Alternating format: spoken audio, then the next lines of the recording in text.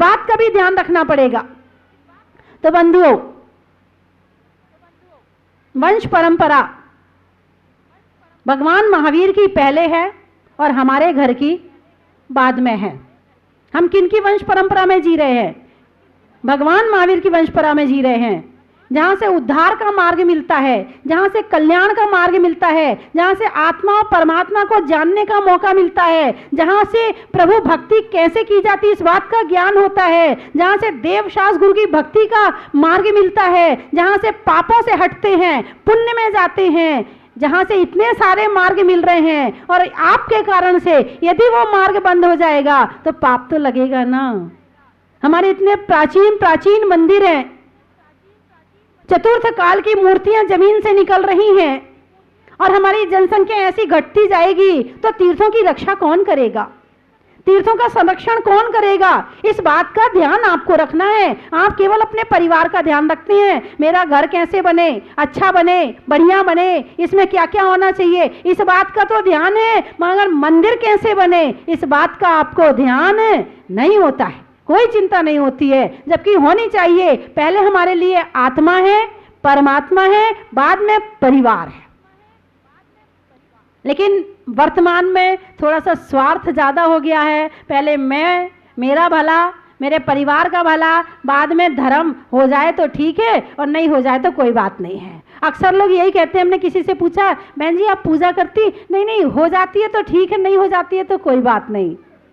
मैंने कहा अभिषेक करते हैं, वो कभी कभी कर लेते हैं, हो जाता है तो ठीक है, नहीं हो जाता तो कोई बात नहीं। मैंने कहा भैया ये आप किसके लिए कह रहे हो? धर्म किया जाता है स्वयं के लिए, धर्म किया जाता है स्वयं के लिए और परिवार चलाया जाता है दूसरों के लिए। पहले हम स्वयं का मार्ग खत्म कर रहे हैं। ये बड़ी विडंबना हो रही है। यदि परिवार का मार्ग पहले रखकर जिएंगे तो दुख बढ़ेंगे और धर्म पहले रखकर जिएंगे तो सुख बढ़ेंगे। सुख कहां से आता है जल्दी बताइए सारे चेयरमैन? सुख कहां से आता है? हैं सारे जमींदार बताइए। जो जमीन पे बैठे वो जमींदार, जो चेयर पे बैठे सो चेयरमैन। ये सारे चेयरमैन बैठे हैं। हाँ, सुख आता है देव शास्त्र गुरु की भक्ति से, सुख आता है पुण्य से और पुण्य आता है देव शास्त्र गुरु की भक्ति से। यदि हम प्रथम देव शास्त्र गुरु को रखें और फिर परिवार को रखें तो शायद सुख बढ़ेगा। और प्रथम परिवार को रखेंगे, पुण्य नहीं होगा तो क्या बचा फिर? पाप होगा तो क्या बचा फिर? अरे बोलिए ना, दुख बचा। दुख चाहिए किसी को? एक चींटी भी दुख नहीं चाहती है। एक चींटी को जरा सा हाथ लगाओ वो भी अपना रास्ता बदल देती है। जब लोग जुलूस निकलता है झंडा लेके चलते हैं और आस पास आजू बाजू में सड़कों पर जो गाय चलती हैं उन्हें झंडा नजर नहीं आता है, उस झंडे में लगा हुआ डंडा नजर आता है, भागना शुरू कर देती हैं। उन्हें लगता मारे ना ये। हर प्राणी दुख से डरता है और सुख चाहता है, लेकिन वर्तमान का प्राणी सुख चाहता है मगर सुख के काम नहीं करता है। दुख नहीं चाहता है मगर सारे काम, अरे बोलो ना, सारे काम दुख के चल रहे हैं। सारे काम सुख के होने चाहिए और सारे काम दुख के करोगे। यदि आम का बीज बोओगे आम का आएगा और कांटों का बीज बोओगे तो पक्का, देख लो, सोच लो, बोलो ना, अरे पक्का बोलो ना, बिल्कुल पक्का। और हम दुख के काम करेंगे तो क्या मिलेगा? और सुख के काम करेंगे सुख मिलेगा। क्या चाहिए आपको? घुटने में दर्द नहीं चाहिए, कमर में दर्द नहीं चाहिए, टेंशन नहीं चाहिए। काम किसके कर रहे? जरा सा 1 किलोमीटर मंदिर हो, पैदल नहीं जाया जाता। हाँ, क्या करें, दूर है ना मंदिर, इसलिए नहीं जा पाते हैं। अरे पैदल मंदिर जाओ और आओ, आपके घुटने वैसे ठीक हो जाएंगे। आधे तुम्हारे चलने से ठीक हो जाएंगे और आधे भगवान की भक्ति से ठीक हो जाएंगे। आपके घुटने, देखो डॉक्टर साहब हमारी बड़ी जोर से गर्दन हिला रहे, बिल्कुल ठीक कह रही माता जी। क्योंकि ये धर्म को भी जानते हैं और शरीर को भी जानते, ये दोनों को जानते हैं।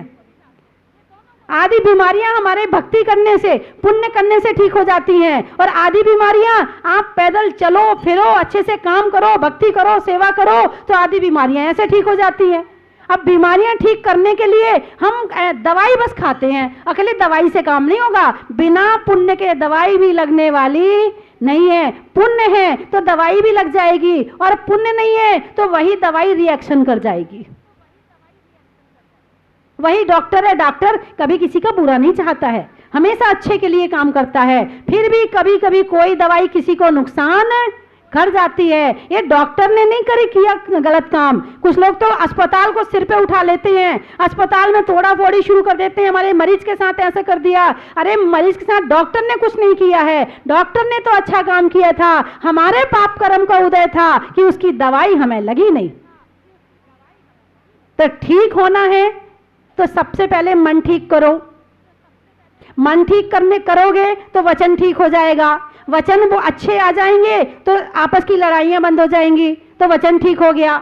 वचन ठीक हो गए तो काया अपने आप ठीक हो जाएगी। जहां जिसका मन ठीक हो, वचन ठीक हो, उसकी काया अपने आप ठीक हो जाती है।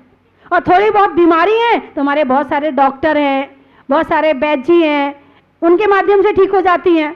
तो इस तरह से हमें स्वास्थ्य के लिए केवल दवाई नहीं खाना है, स्वास्थ्य के लिए सेवा भी करनी है, अच्छे वचन भी बोलना है, अच्छे भाव भी रखना है, भक्ति भी करनी है, पूजा भी करनी है। ये सारी चीजें जब सारे संयोग मिल जाएंगे तो हमारी तबीयत अपने आप, बोलो ना, ठीक हो जाएगी। करना चाहते हो कि नहीं? हाँ, नहीं, हाँ, हाँ ही में आवाज आएगी, नहीं में तो आ ही नहीं सकती, क्योंकि कोई प्राणी संसार में दुख नहीं चाहता है। धर्म स्नेही बंधुओं, एक बार की बात है, नारद जी विष्णु जी के पास गए। भगवान, आपकी सेवा में आया हूँ, कुछ काम बताइए। विष्णु जी ने कहा, जाओ नरक में वो नारकी है, उसे दर्शन दे आओ। आदेश की पालनानुसार पहुंच गए नारद जी। जैसे ही नारकी ने नारद जी के दर्शन किए, वो मर गया। थोड़ा कष्ट हुआ नारद जी को, ये क्या हुआ। कुछ दिनों के बाद फिर नारद जी पहुंचे विष्णु जी के पास, कुछ सेवा बताओ, कुछ काम बताओ। बोले जाओ, एक वृक्ष पर एक तोते ने जन्म लिया है, उसे दर्शन दे आओ। चलो, आदेश है, मानना पड़ेगा। चले गए। जैसे ही तोते ने नारद जी के दर्शन किए, वो तोता मर गया। अब तो लौट के विष्णु जी के पास नारद जी पहुँचे ही नहीं। ये क्या है, किन के पास भेजते हैं, मुझे देखते वो मर जाता है। कुछ दिनों के बाद विष्णु जी ने नारद जी को बुलाया। बोले एक काम करो, एक किसान के यहाँ एक बछड़े ने जन्म लिया है, उसे दर्शन दे आओ। बोले भगवान नहीं जाऊँगा। अरे बोले जाना पड़ेगा, मेरा आदेश है। चलो, आप कहते हो तो चला जाता हूँ। उस किसान के यहाँ गए, उस बछड़े को दर्शन देने के लिए। जैसे ही उस बछड़े ने दर्शन किए, वो बछड़ा मर गया।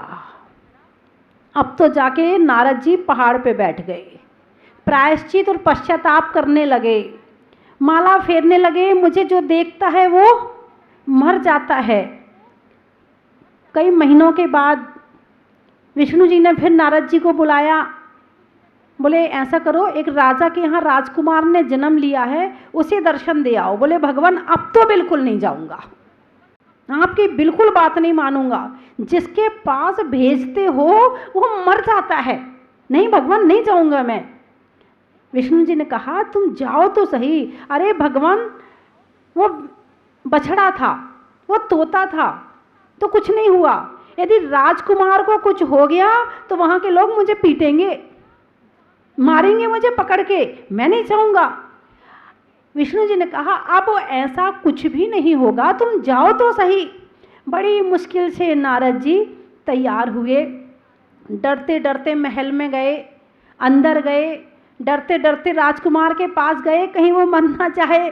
लेकिन जैसे ही उस राजकुमार ने नारद जी को देखा, वो बोल पड़ा, नारद जी आप यहाँ भी? नारद जी ने कहा, पहले तुमने मुझे कहाँ देखा?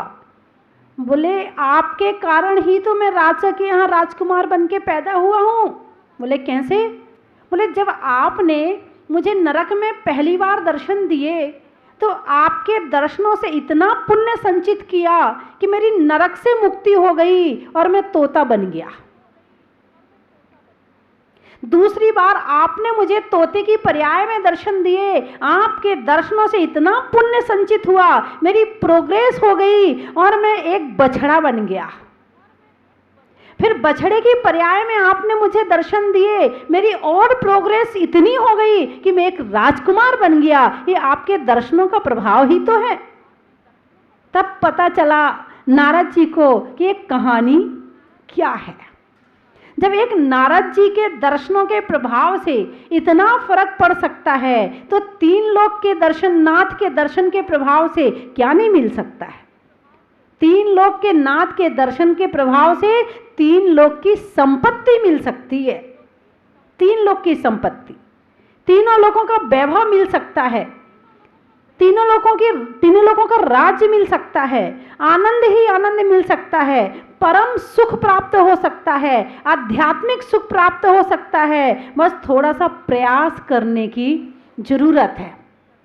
दर्शन तो करते हैं, दर्शन करने के लिए लाखों करोड़ों आदमी रोज मंदिर जाता है। हिंदू भी जाता है, जैन भी जाता है, सिख भी जाता है, ईसाई भी जाता है। सब अपने अपने अनुसार अपने अपने मंदिर जाते हैं, सब दर्शन करते हैं। मगर दर्शन करने के लिए आंख चाहिए। अब आप कहोगे, आपको क्या लगता है हमारे पास आंखें नहीं है? नहीं, जितने लोग बैठे हैं, जितने लोग मुझे देख रहे हैं, आंखें तो सबके पास में हैं। लेकिन मैं उस आंख की बात नहीं कर रही हूं, मैं बात कर रही हूं ज्ञान रूपी आंखों की। तीसरा नेत्र है हमारा, ज्ञान रूपी नेत्र है। यदि ज्ञान है तो इस पाषाण की प्रतिमा में साक्षात भगवान नजर आएंगे, और ज्ञान नहीं है तो बस हमारा तो नियम है मंदिर जाने का, हम तो रोज मंदिर जाते हैं और चावल चढ़ाए और वहां से भागे। चावल चढ़ाते चढ़ाते भी इतनी जल्दी रहती है कि कब जल्दी से चावल चढ़े और कब हम भागे यहाँ से। मैं उस दर्शन की बात नहीं कर रही जो केवल आंख से किए जाते हैं, मैं उस दर्शन की बात कर रही हूँ जो आत्मा से किए जाते हैं, जो भावों से किए जाते हैं, जो मन से किए जाते हैं। यदि मन से दर्शन करेंगे तो इसमें हमें साक्षात परमात्मा दिखाई देगा, और जिसे साक्षात परमात्मा के दर्शन मिल जाए उसका मन अपने आप प्रसन्न हो जाएगा। कमल श्री माता जी जो आई थी, आज सुबह कह रही थी, बोले माता जी इन भगवान को देखकर ऐसा लगता है जैसे साक्षात मुनि सुब्रत नाथ भगवान बैठे हैं। कहीं से नहीं लगता कि ये प्रतिमा है, क्योंकि जो भगवान की अरिहंत अवस्था की मुद्रा होती है वो सेम ऐसे ही होती है। ना वो हिलते हैं, ना डुलते हैं, ना वो पलक झपकते हैं, कुछ नहीं करते हैं, बस ऐसे ही बैठे रहते हैं। तो ऐसा लग रहा है जैसे साक्षात मुनि सुब्रत नाथ भगवान बैठे हुए। वैसे कहते हैं कि काला रंग अच्छा नहीं होता है, और कोई काला व्यक्ति हो तो आदमी को देखने की इच्छा नहीं करती है। किसी का काला रंग हो, किसी के ज़्यादा काला हो जाए, उसकी शादी होनी मुश्किल हो जाती है। लेकिन हमारे भगवान काले रंग होने के बावजूद भी इतने सुंदर हैं, इतने सुंदर हैं, इतने सुंदर हैं कि लोगों की नजरें नहीं हटती हैं। इनकी वीतरागी मुद्रा, इनकी शांत मुद्रा और इनका मुस्कुराता हुआ चेहरा लोगों को एक बार में आकर्षित कर लेता है। बंधुओं, तीन लोक के परमात्मा, तीन लोक के नाथ बस ऐसे ही थे। मूर्ति से मूर्तिमान के दर्शन करना है। हम मूर्ति के दर्शन करने नहीं, हम मूर्ति से मूर्तिमान के दर्शन करें। ये मूर्ति मुनि सुब्रत नाथ भगवान की है, तो इनके अंदर हम मुनि सुब्रत नाथ भगवान साक्षात देखें तो ही हमें परमात्मा के दर्शन होंगे।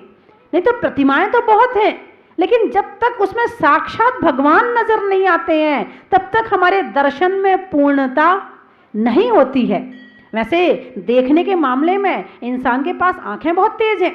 अभी महिलाएं कपड़ा खरीदने जाएंगी, फिर देखो कैसे आंखें चलती हैं, कौन सी साड़ी बढ़िया है और कौन सी कम बढ़िया है, दूर से देख के बता देंगी। हाथ तो बाद में लगाएंगी, आंखों से बता देंगी पहले, और हाथ से देखने के बाद तो फाइनली हो जाएगा ये अच्छी है और ये अच्छी नहीं है। होशियार बहुत है। भोजन कैसा है खा के बाद में पता चलेगा, पहले देख के बता देंगे ये बहुत टेस्टी होगा, ये बहुत बढ़िया होगा। है आपके पास संसार की चीजों को देखने के लिए तो आंखें हैं, मगर इस परमात्मा को देखने के लिए भी आंखें पैदा हो जाएं तो वो वास्तव में आंखें कहलाएंगी। परख सकती नहीं रत्नों को, परख सकती नहीं रत्नों को जो ना हो जौहरी की आंखें, और परख सकती नहीं धर्म को और जो ना हो ज्ञान की आंखें। जब तक ज्ञान की आंखें नहीं होंगी, जब तक आत्मा में परमात्मा नजर नहीं आएगा। और भगवान तो साक्षात परमात्मा है, और उपदेश भी यही देते हैं कि जितने लोग हैं, जितने प्राणी हैं, जितने संसारी प्राणी हैं, सभी प्राणी की आत्मा परमात्मा बन सकती है। इनके दर्शन से बस यही तो शिक्षा लेनी है। इनके दर्शन से ये शिक्षा मिल जाए कि प्रभु जैसी आपकी आत्मा है वैसी मेरी आत्मा है, तुझ में मुझ में बस भेद यही, मैं नर हूँ तू नारायण है, मैं हूँ संसार के हाथों में, संसार तुम्हारे हाथों में, मिलता है सच्चा सुख केवल भगवान तुम्हारे चरणों में। कभी ये भजन की लाइन है आपने भगवान के सामने बोली है कि हे भगवान, सच्चा सुख केवल भगवान आपके ही चरणों में मिलता है। लेकिन मिले कैसे? लेना तो आना चाहिए, यहाँ तो लेना पड़ेगा, मिलता नहीं है, लेना पड़ेगा।